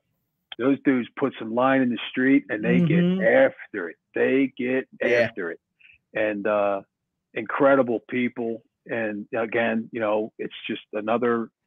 It's like your body. You got a roadmap of veins and arteries in your body, and that's the fire service. And everybody's got it right here. And then, our patches are different, but the job's the same. Be contagious and a mentor. Yeah, Danny. Yeah, old Danny. Danny's up there in Patterson, on the job in Patterson. He's real good, man. I was so glad to see him when he got on the job, and that's something that it's not. I didn't coin the term. I don't know, but if you're contagious, man, people are going to want to be around you. Whether it doesn't matter if you're a captain or a chief or, I remember you actually saying that in your episode of Getting Salty. Yeah. Yeah. And and then the outstanding fireman. That's a thing that the old timers used when I got on the job. I can remember Captain Richie Marnin, who was one hell of a fireman, retired as a battalion chief on our job. But he said, them outstanding firemen always outside standing on the front lawn. Yeah. So I was like, I'm writing that one down, putting it right here. But yeah, so that's where all that comes from. But so you sent me this picture here. Yeah, that's my last tour. Oh wow, okay. Yeah, this is my last tour. Was this one before that, or? Yeah, that one before that. So this is like a hodgepodge of dudes. Is that Tyler Emery in the middle? It is. Yes, it is. Yes, it is. I worked with him when he was when I was a per diem. He was a volunteer in Plumstead. Yeah. He's a great kid. He's a super. He's a hell of a fireman too. He followed his dream, man. Yeah, man. He's a major asset. Like I said, absolutely. A lot of these young kids that have come on the fire department in Camden in the last 3 to 4 years, and I think there's been like 2 or 3 Probie classes since I've retired. But from what I understand, there's some really good people. But in this picture here, so that's Captain Angemi. That's Gabe. Who, him and I, he's an incredible person. He's an incredible human being. Him and his wife and their family. You want to talk about a guy that really jumped from one lane to another and then threw it in high gear. It's him. He has took an education path that has brought him all the way to a PhD. I was going to say he's like a doctorate or something like that. Yeah. I follow him on. We're connected on LinkedIn, and I follow, holy shit. Yeah. So he is. He's an incredible person. He's an incredible human being, and him and I, when Seven's floor collapsed a little bit, they had to move Seven's over to Liberty Station with us. Okay. So the firehouse get repaired, and so he was at Seven's, and that was the company that I had at Seven's, the same personnel, the same guys. Oh, okay. So Gabe and I, the talks that we would have, not just fire service related, but just, life in general. Yeah. And it was therapeutic, to say the least. But I'm really proud of him, man. Him and his family, they're doing exceptionally well. And like I said, he's an incredible mentor to young firemen, and he's doing a hell of a job. Nothing to be not expected of, but he does a lot of work with leadership under fire right now. Okay. So they put out a lot of incredible lot of really good stuff out there from Jason Bresler and those guys. But yeah, Gabe's an incredible person. And the next to him is Orlando Torres. So Gabe and Orlando were classmates. They came on the job together. And Orlando, I was the first person Orlando met when he was a Probie.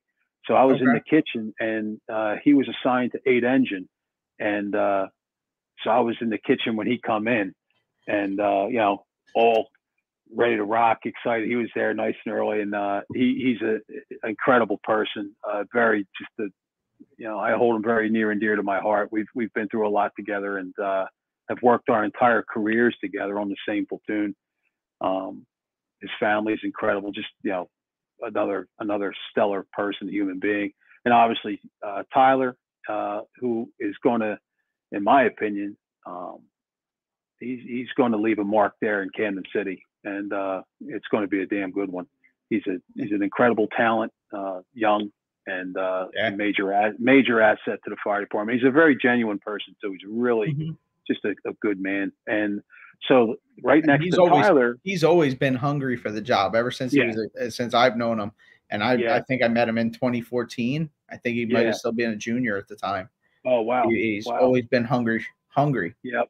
Yeah. So he proves it every day. He's at work. And then the next guy there, that's Eddie Torres. That's Orlando's younger brother. Okay. Orlando has 2 brothers on the job, so basically the whole Torres family is on the job. So that's Eddie right there. Eddie's again a major asset to the fire department. Does when there's a Probie class, Eddie owns a gym, you know, a high intensity gym, and he's a personal trainer, and he's got an incredible client list, and he's doing exceptionally well with his gym. And again, he's another young, incredible talent, asset to the Camden Fire Department, following in the footsteps of his brother Orlando, and you know, hard footsteps to fill. You know, hard boots to fill right there, because Orlando's, you know, he's a hell of a man. And then right next to Eddie is David Diaz, and Diaz and Orlando and Gabe came on the job together. They're classmates. Diaz now is a captain. He got promoted. Okay. And little Dave, him and I, every time I'd see him, we always, he's an awesome dude, man. I'd be like, hey, little chubby, you know what I mean? And, you know, but he's a hell of a fireman. He's just one of those guys, man. It's just like, he's you know, he's happy. He's got a smile on his face, but he's just, man, you get on the fire ground, you're like, man, he's a little bulldog, you know? He's just like, you know, it's like boom, boom, boom. And, you know, and I was so happy and for him when I heard he got promoted, because, you know, he's a good leader. He's got the right attitude, and you know, and he's a contagious person. You know, guys are going to want to be around him and want to work for him.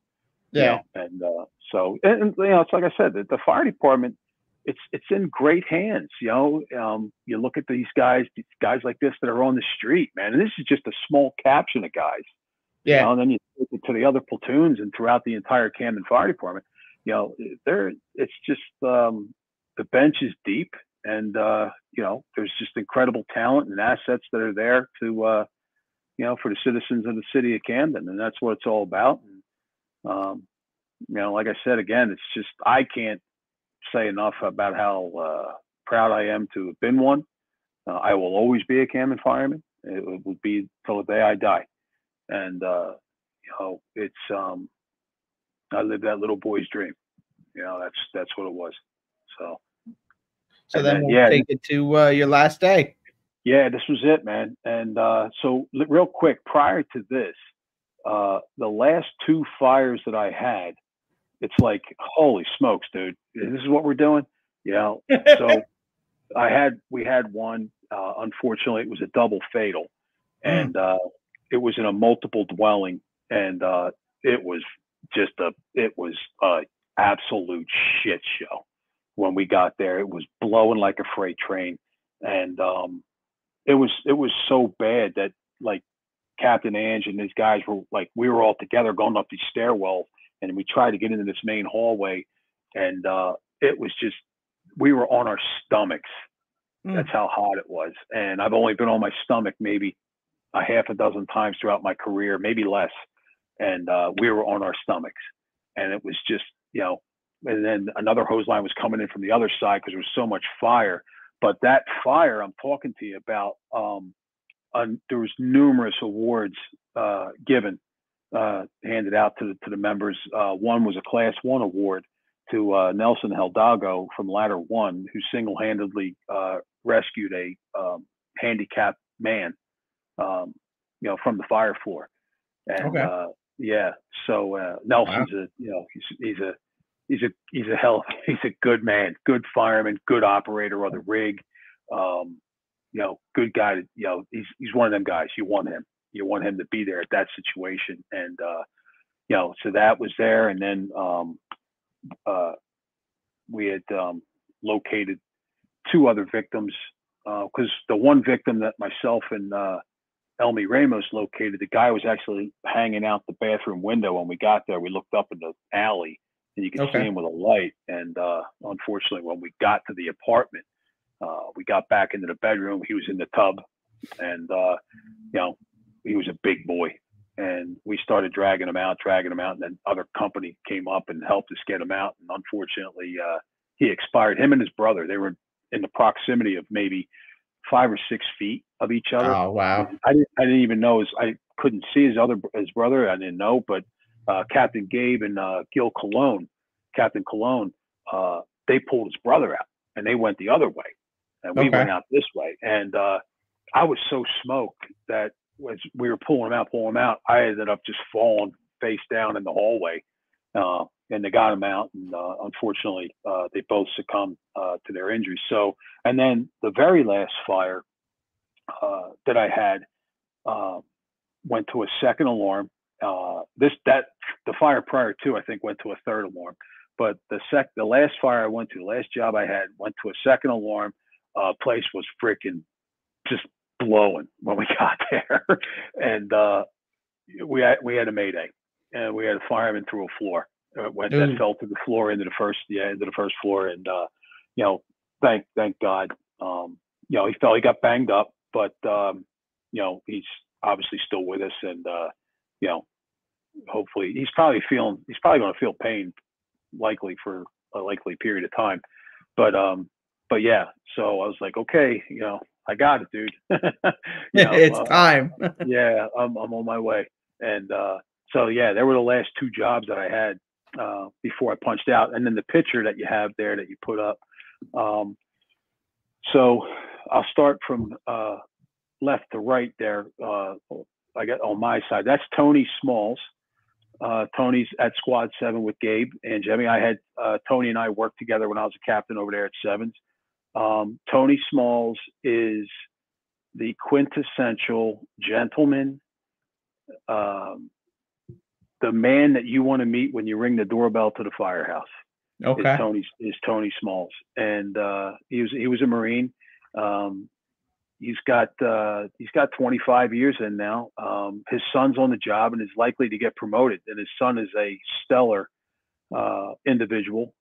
Is a major asset and a great addition to the Camden Fire Department. But as I stated, the stock that his son comes from is, just a champion breed. He's, Tony Smalls is an incredible man and just a really good human being. Next to him is Anthony Church. Anthony is I think Anthony's got 22 in now, something like that, 22, 23. But he's a guy that he's one of them guys that, like, there's a class coming up, he's going, and he takes the money out of his pocket and he goes, Yeah. And so it's like, and he's done that throughout his whole career, and he probably continues to do it. But and it's admirable for him to do that, and he's really honed his skills in the hazmat. Anytime that we had to go out and it was like, like meters or anything like that, we had to run and we needed to do certain things. If it was chemicals or anything like that, he's the guy, because like I was another hazmat whoop-de-doo, but I hate hazmat, And so, but Anthony, he's very good at it, and he's done it for a number of years, and so that, round pegs and round holes. He was, he's the guy. But for a member like him, that's something that younger guys should probably look to, in terms of like, you want to go to training, take this training, take that training, Yeah. and that's a model that you can, like a mentor, look after there. And then you got, Orlando Torres right there, right behind me. And, like I said, I can't say enough about Orlando. He's just, just an incredible man. He's an incredible person. He's such a, friend for life, brother for life, and they all are, but, it's, him and I spent a lot of time together. And then, you got Chief Sam right there in the middle. That's Chief Balakis. Like I told you before, probably one of the best firemen I ever worked with. And, incredible knowledge, the knowledge, the skill sets, the ability, and he has passed that on to, many Camden firemen, and has, guys that worked for him, the reputation of a pipe hitting company, and getting the job done, man. And I'd say my last 2 years on the job was probably some of the best I had, because of the group of guys. You know what I mean? Chief Sam was our battalion chief, and it was just like, man, there was nothing we couldn't do. He was a fireman. He's a fireman's fireman. He was the chief in the street that, if we were in there and if it was getting bad, if it got sticky, he was like, yo, man, what the hell's going on? Because he had that much trust in us, but he also, seeing what he's seeing. And if we told him, hey, Chief, we're getting it right now, he goes, he'll tell you, I'm giving you like 30 seconds. If you ain't getting water on this, you know what I mean? I got to get you out of there. But just a great leader, incredibly talented, and knowledge and ability. It's a good man to work for. And like I said, there's Gabe, Captain Gabe, Ange right there. Everybody knows, where I'm at with him. He's, freaking, I'd take a bullet for any one of the guys, but these guys are phenomenal people. And then you got Greg Turner, aka Huggy Bear, right there next to Gabe, and he is the quiet grizzly bear, if you will. He is as smooth as silk, and he works like a bear. He works like a freaking he's a wrecking ball. And the only guy that's not in the picture is Elmi Ramos. And so real quick, I'll let me just pause here. But you got myself and Orlando and Huggy Bear and Anthony Church in this picture. That's the rescue company. And then obviously the other guys are sevens. And the other guy that's missing in the photo is Elmi Ramos. Elmi was off that day because we had a little. I took half a tour, obviously, and we had a little party that everybody went to that day. But Huggy and Elmi, myself, Orlando, Anthony, Tony Small, we had a big gym in that firehouse that Campbell Soup gave us. And we would all spend a lot of time up there. But like Elmi and Huggy Bear, it's like, freaking two goons on the Flyers team back in the 70s. You know what I mean? They see these guys walking down the street. It's like, okay, well, two things are going to happen. These guys are going to get in the building, and the building's going to be removed. And that's what it was. But Huggy Bear, he's real close, I believe, to getting promoted to captain. So I'm, incredibly excited, awesome. And yeah, I'm really excited for him because he's just a dude you want to be with and a dude you want to follow. And then you got Jimenez right there behind him. He was a newer kid at the time, and a sponge. He was he's a sponge. He just soaked up everything, and time and time again was in the right place at the right time, in position on the fire ground, doing the job. And as a young fireman, I think he's probably got 4 years in now, 4 or 5 years maybe, and it's definitely going to be his asset is just growing, in the Camden Fire Department, as well as Tommy right behind him, another young fireman there out of Squad 7. So Chris and Tom are both out of Squad 7 with Ange, and Tony obviously being senior man. And Tommy's just another, Gabe has taken these guys under his wing and really has pushed and guided those guys, in the direction that they're at. And, they're champions. They really are. They're champions. And Freddie, that just wrote the comment right there, dear friend of mine, he's a sweetheart of a dude, man. And talk about dedicated fireman right there. Freddie sees a dedicated fireman, loves the job, and has a heart of gold. And he's doing the right thing where he's at, and guys, are going to follow him and do the right thing and take the job on. And I appreciate that compliment too, Fred. That means a lot. Thank you. And but yeah, they're the guys, and like I said, man, if I could bottle up my career into a bottle and label it, I'd be a multi-millionaire. Yeah. Because everybody would want to drink that. And it's I'll forever be grateful to the City of Camden and Fire Department, and all the men and women that I had the opportunity to work with. And they'll always be my brothers, my sisters, and and in particular, the guys that came before me. The old guys that we like to affectionately call the old timers that trained me, that brought me through the department, and they didn't get enough recognition in the days, when they were young and going through it, because they were the war years, and Camden was much like the South Bronx in the 60s and 70s. And a lot of them fellas, they fought the jungle war in Vietnam. And they saw a lot of heat over there, a lot of heat. There's guys that I worked with that they saw a lot of bad things. And then they came and fought the urban war for over 30 years.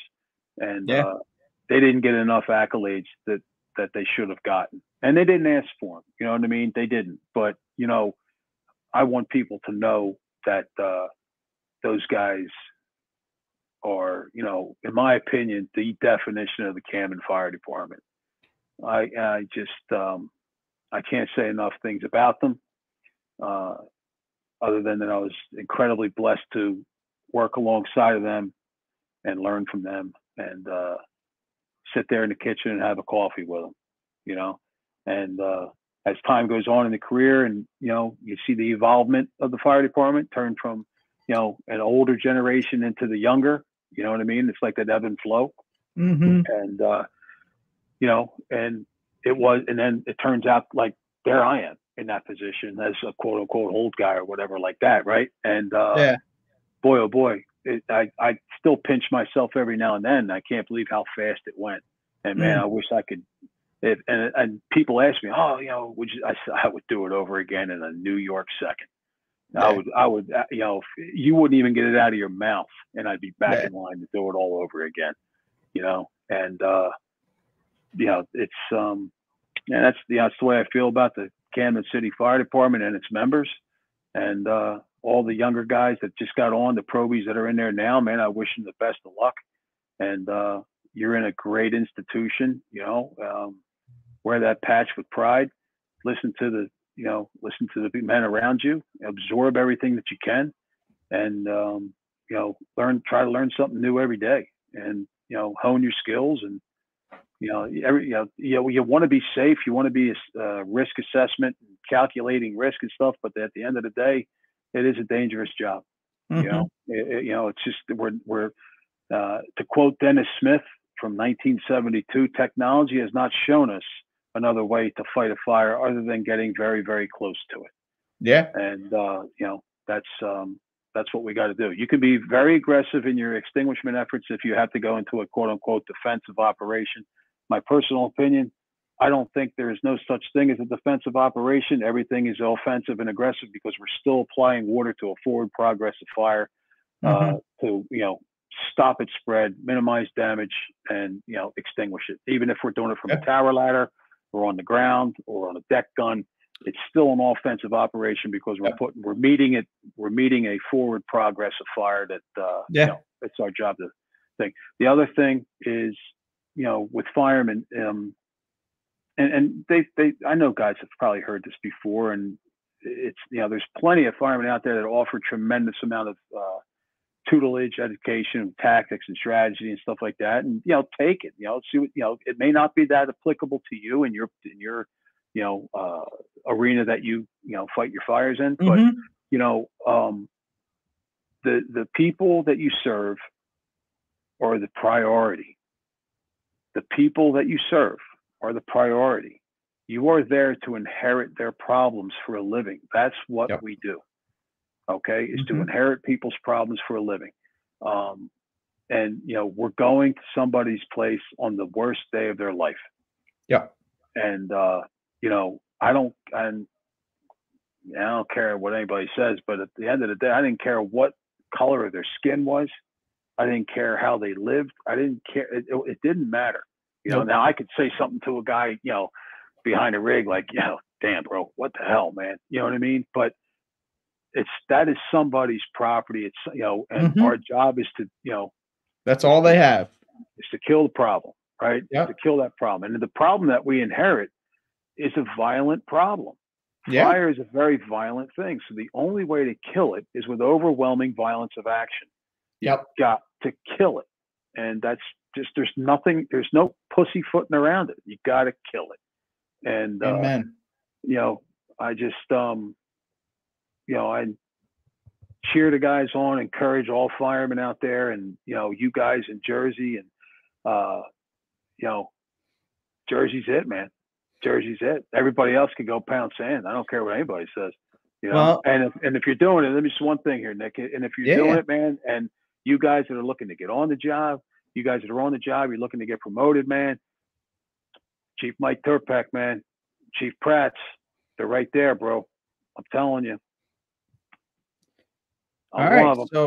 So real quick, we'll get to the Jersey questions if you're ready for it. Yeah, let them have it. How about it? Number 1, is it pork roll or Taylor ham? Freaking pork roll, man. It's pork roll. All right. Yeah. Hey, there's a debate in this. I don't know how, but there's a debate in this state. Taylor Ham's the company that makes pork roll. Amen. Gavel has been dropped. The best pizza. Oh man. Ooh. I know you're not getting it down there.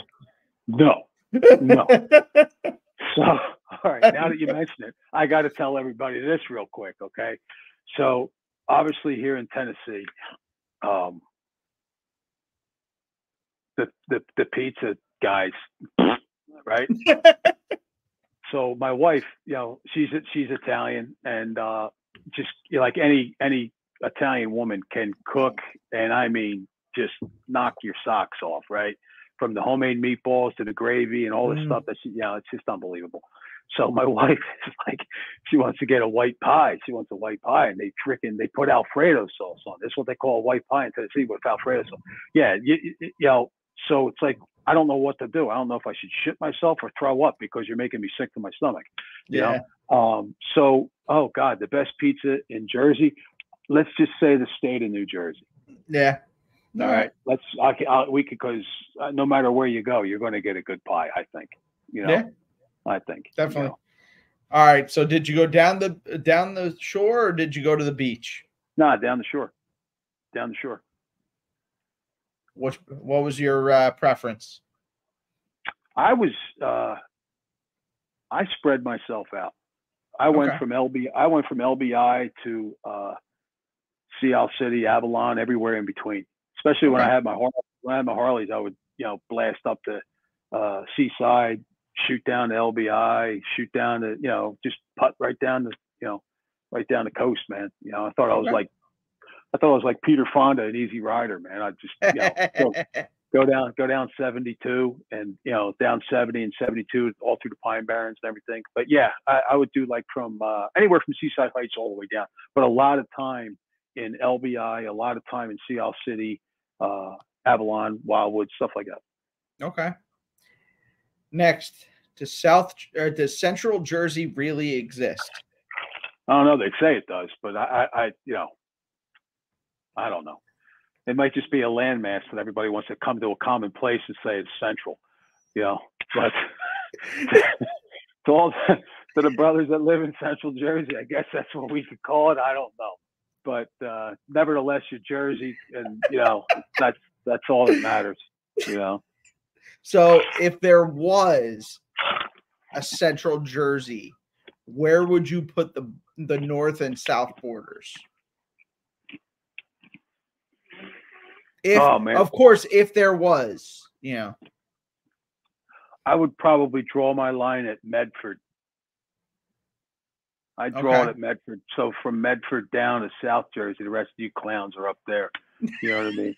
So because everybody up north always says, you rednecks in South Jersey. And I said, yeah. And when shit goes sideways, everybody's going to run down to South Jersey. And I'm going to be like, get out. All right. Who are or were some of your mentors? Okay, so going back to when I started as a volunteer, and then these guys were all on the job, but Billy Stauffer from Cherry Hill Fire Department. Billy retired as a battalion chief and was a member of New Jersey Task Force 1. He's a plank owner, New Jersey Task Force 1. Billy was I love him to death. He's an incredibly dear friend of mine. I wish I could find the words, but definitely Billy. My buddy Kevin Scanlon, may he rest in peace. He was another guy that pushed me along. Steve Fiorentini, Ricky Fiorentini, Tommy Fiorentini, Bobby Giorgio, Dougie Hicken, Billy Camps, rest in peace. Just those guys, and I know I'm missing names and forgive me, but those were the guys, and I learned like Tommy Decker and just guys like that when I was really young. Sal Paolini, I forgive me if I'm missing guys, but those were like when I was a volley, and those guys were all volunteer, but then they're also career firemen at the time at 13-4. It was before you could do you didn't have to worry about a lot of the stuff that we have in place now. But yeah, those are the guys, and I can't repay the tutelage that I got from them and the education I got from those guys. Like Billy Stauffer from like just firefighting standpoint to the tech rescue op, showing me the ropes and getting me involved in it, and then leaving it basically, okay, go run with it. Kevin Scanlon in the firefighting especially truck company stuff. Then you get into guys like Steve and Rick Fiorentini, and you want to talk about guys that can operate a fire apparatus. Let me tell you something. I'm telling you right now, you ain't going to find better operators. I will put anybody up against them boys. And you want to talk about dudes that can wheel a piece of fire apparatus and let it rock. It's those guys. And they taught me how to drive and pump and stuff like that. And Bobby Giorgio, Bobby, he's a dear friend of mine, man. And Dougie Hicken, and just, sitting down, listening, learning, going to fires, when we had them, going to car wrecks when we had them, or just an alarm system, just an AFA. And you're going out there and they'll show you different things like, oh, okay, and you take that and you bank it, but yeah, those are the kind. And then obviously in Camden City, man, so many of the guys, Gabe Angemi's dad, Ron Ange, phenomenal man. Ronnie Boyle, Donnie Jankowitz, Ernie Santone, Mo Wilson, Darrell Lewison. Good God, the list just goes on and on. Buddy Roxford, Chief Bud Roxford. It's just, there's so many names, and I I'd hate to miss anybody's name, saying that, but and then you get guys like Chief Turpak and other dudes. Like as you get older and you meet them, and you run across guys like Stevie Drennan from Jersey City and Vic Petroselli, Gary Haskell from Elizabeth, Johnny Berghofer from Elizabeth. These are all guys that I met on the New Jersey Task Force One, and talk about a freaking encyclopedia and a wealth of knowledge right there, man, and unbelievable. Absolutely. So yeah, if you could corral a bunch of people and say, hey, Bri, Bri, who are the guys? Like, this is it right here. These are the guys, So, but yeah, yep. All right. Next question. What's your proudest achievement or accomplishment? Husband and father. And father, because I want to go back and wish I did things a little different here and there. You know what I mean? But husband and father, and every day I try to be better. And sometimes it's hard. It's I fall down like everybody else does. And but yeah, husband and father is the two things I'm most proud of. And that's that. Well, now you got all sentimental now. What advice do you have for the fire service? And I mean, really, you've been putting it out there all night. But what advice do you have for the fire service? I mean, there's so many great people out there and incredible firemen, and just get outside the four walls that you're in and experience the fire service as a whole. Mm-hmm. Get out there, and if you can go places within the country, whether it be a conference or some type of hands-on training conference, there's great training out there. There's phenomenal people that you're going to meet out there. When I went out to Wichita and spoke out there, I was out there with Mike Lombardo from Buffalo, former fire commissioner and battalion or deputy chief of Buffalo. He's a legend. And Mike's going to sit there and say, oh, no, because he's one of the most humble people I know. And he's just an incredibly sweet man. And if you ever have an opportunity to sit down with him or go and listen to him talk, please do it, because you're going to be a better fireman and a better person for it, because his life is incredible, like what he's done in the fire service. And then he's a skydiver, dude. He's got like 200 jumps. It's bananas. Like we were sitting in our kitchen in the firehouse, and he was telling me about. I'm like, what are you, out of your mind? I think he's still active with Christiana. I believe he is. Newark. So one of the departments down in Delaware. It's Christiana, and so along those lines. So when I was out there, and I knew Mike before I went to Wichita, but I met Bobby Pressler out there in Wichita, right? And that was the first time I met Bobby, and he's a character. I mean, dude, he's a character, and he's a sweetheart of a man, and I didn't know what had happened to him on the job until he was talking in his presentation, and he makes a joke about it, and obviously he can't now, but he was doing a primary search or something like that, and he said, it seems like a good place to take a nap, and he just but I was like, holy smokes. But yeah, Bobby, he's a sweetheart of a guy, and another great fire service keg of information. But yeah, to get out there and experience the fire service in general, man. There's just an incredible cast of characters that's out there, and like I said, Jersey's just a fountain. Between Jersey, New York, Philadelphia, it's just a fountain of just phenomenal people. And, the fire service is so rich in tradition in that area right there, because it was born there. It's basically where the fire service was born, Benjamin Franklin, right? Yeah. And, I don't want to say advice, but just the words that I would try to pass on to guys and said, man, get out there and experience the fire service as a whole. Find out what other firemen are doing and what's working for them, and is it applicable to you and in your environment? How can you tweak it to make it? Right. So if I can come in with a bunch of different pieces, and then maybe collage them together and build something. And, that could be the plan that really is applicable to a slew of other things. Yeah. And, there are no experts, there's a ton of knowledgeable people out there, but every one of them is going to tell you they're not an expert if they're, and they won't, and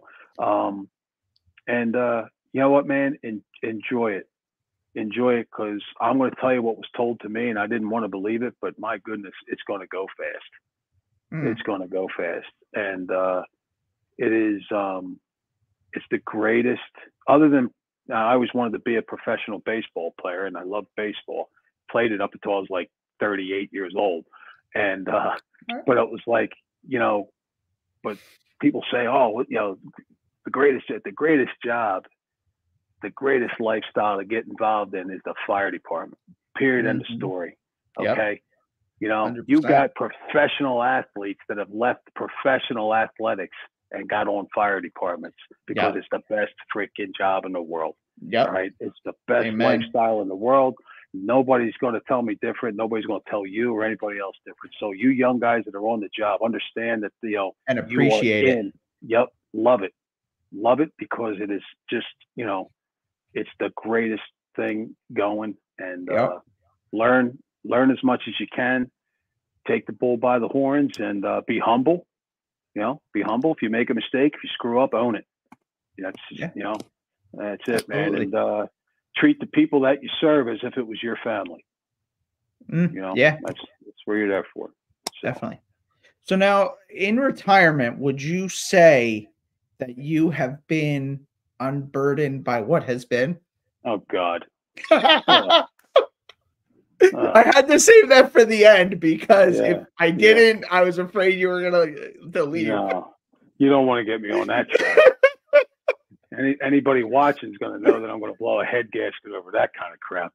But no. No. All right. I am a traditionalist by bone marrow and every blood cell. But I will tell you that, technology is a good thing, but that right there, done. Get it out. So. All right. So, do you have any shout outs you want to say hello or goodbye to anybody? All the boys back there in the Camden City Fire Department, man, and to the Probies all the way up to the top.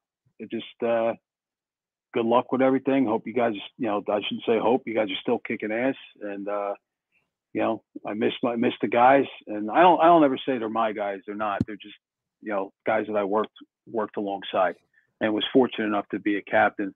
But to everybody out there, man, again, I can't thank you enough for the messages that I've received over my career and then retirement, and the kind words and the gifts that have been sent to me. And I don't know what I did, whatever to deserve it, but pay it forward.